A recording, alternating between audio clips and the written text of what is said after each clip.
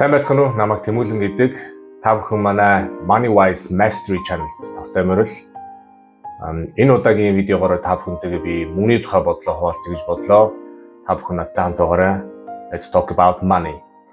Дэлхийн ихэнх улс орнуудад улс орны соёлд мөнгө гэдэг сэдв, мөнгө гэдэг топик маш хүнд тийм өдөр тутмын сэдв биш байдаг. Бидний хувьд Монгол хүмүүсийн хувьд ч гэсэн мөнгө гэдэг сэдв тэр болгон хоолны ширээн дээр ч юм уу чөлөө цагаараа найс нөхөдтэйгөө эцэг эхтэйгээ ингээд хүүхдүүдтэйгээ ч юм уу ингээд ярьдаг тийм сэдв бол биш. Намайг баг байхад ингээд ухраагаад бодоод намайг баг байхад манай эцэг их юм уу хамаатан садны ах дүүнэр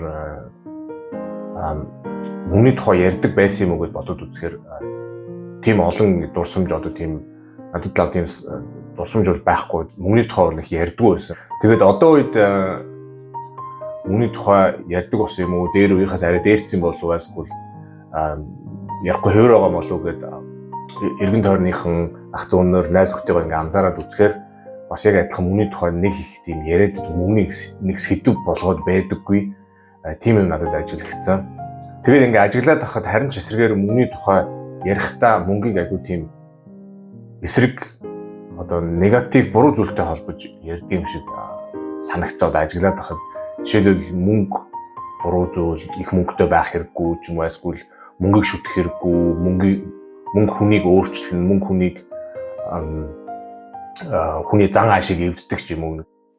Тэгээд мөнгө гэдэг ер нь хэр чухал зүйл вэ хүний амьдралд. Мөнгөний тухай ер нь бид нэр хоорондоо ярих ёстой юу? Гэр бүлээрээ, найз нөхдөөрөө хоолны ширээнээр хоол идэж явах таа ч юм уу чөлөө цагаар мөнгө гэдэг үгийг ер нь сэдв болгож ач холбогдол гэж ярих ёстой юу?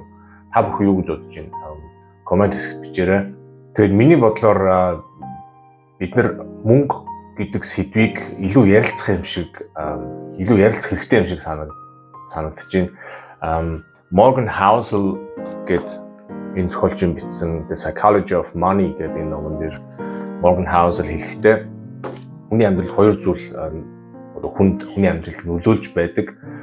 Тэр хоёр зүйлийг та сонирхсон ч бай сонирхоогүй ч амьдралын чинь бол амьдрал чинь нөлөөж идэг тэр хоёр нь нэгдүгээр эрүүл мэнд, хоёрдугаар мөнгө гэж үзсэн бид. Тийм болохоор бид нэр мөнгөний тухай ярьж ах ёстой гэж би бодож байна. Та юу гэж бодож байна? Коммент хэсэг бичээрэй. Бас сонирхолтой авах болно. Тэгээ бид нар бүгдээ хоорондоо мөнгийг ярихдаа, мөнгөний тухай ярилцахдаа зөвхөн сөрөг талаас нь биш. Тэгээ мөнгө шүтэж хэрэггүй ч юм уу, мөнгийг их мөнгө хэрэггүй, хүнийг эвддэг гэдэг талаас нь биш. Харин ч нөгөө талаас нь маш позитив талаас нь одоо мөнгийг сайн сайхан юмтай холбож, мөнгийг амьдралд туслах багж хэрэгсэл дээр харж тэ мөнгийг гой зүйлтэй холбож ярих ёстой болов уу гэж бодож байна.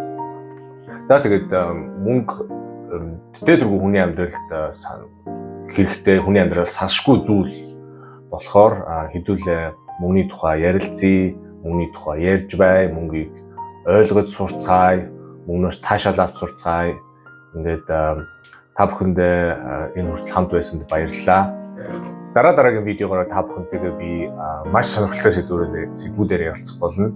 Мөнгөний тухай, мөнгөний сэтгэл зүйн талаар, бас хувийн санхүүгийн талаар ярилцъя гэж бодож байгаа. Ингээд та бүхэндээ хамт байсанд баярлалаа.